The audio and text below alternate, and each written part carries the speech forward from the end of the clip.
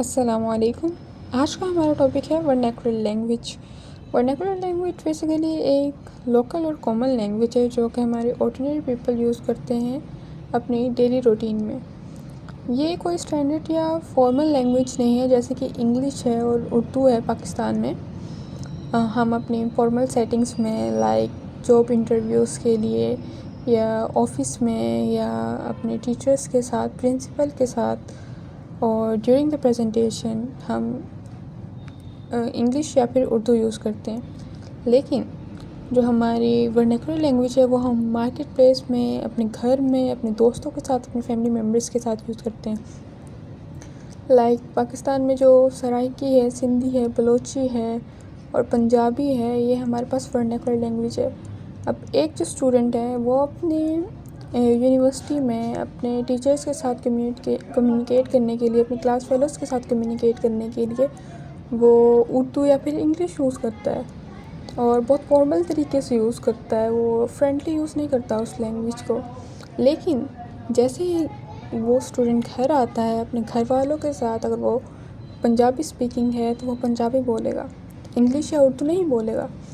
اور اسی طرح انگلینڈ میں پاسٹ میں جو ایجوکیشن اور چرچ کی لینگویج تھی وہ لیٹن تھی، جو کہ اس وقت کی اسٹینڈرڈ لینگویج تھی، بٹ جو انگلش تھی وہ کامن پیپل کی لینگویج تھی جو کہ ورنیکولر لینگویج تھی۔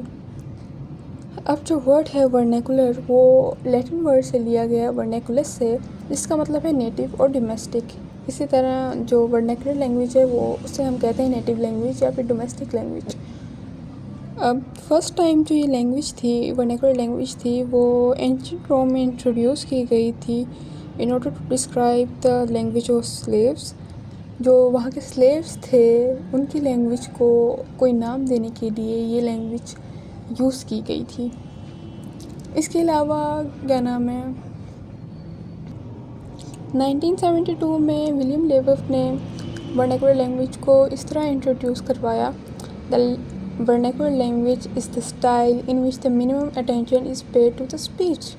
اس کا مطلب یہ ہے کہ جو اسپیکر ہے وہ اپنی ورنیکولر لینگویج تب یوز کرتا ہے جب اس نے فارملی کسی سے بات نہ کرنی ہو، جب اسے لیس ایفرٹ ڈالنی ہو کمیونیکیشن کے لیے، تب وہ ایزیلی اپنی جو مدر ٹنگ ہے، بیسیکلی جو مدر ٹنگ ہوتی ہے وہی ورنیکولر لینگویج ہوتی ہے، تو اپنی مدر ٹنگ میں وہ کمیونیکیٹ ایزیلی کر لیتا ہے۔ بٹ زیادہ جو انفلوئنس اگر ہم کریں، اگر ایک اسٹوڈنٹ ہے یا ایک چائلڈ ہے وہ اپنی ورنیکولر لینگویج پہ اگر زیادہ فوکس کرتا ہے تو اس کے کچھ ڈس ایڈوانٹیجز بھی ہیں۔